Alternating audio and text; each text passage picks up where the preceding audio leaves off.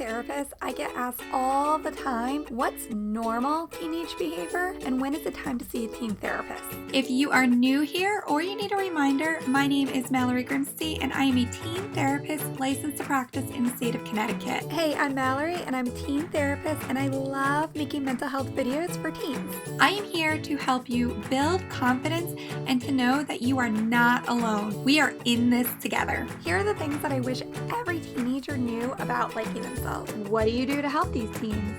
Well, this is a question that popped up recently, and I thought, you know what? This is a great question. You need to watch this video. Therapists love talking about coping skills, so I have a lot to share with you today, so I'm just going to jump right into it. So here are 5 ways that you can control anxiety attacks. Group counseling can help. If you or someone you know has ever experienced a panic attack, you know they are wildly different experiences than anxiety attacks. Well, I've got the solution in today's video. Today, I'm sharing 3 ways that you can control anxiety attacks at school. Now, if you've never heard about DBT, that's totally okay. Today, I'm going to share with you 12 warning signs of suicide in teens.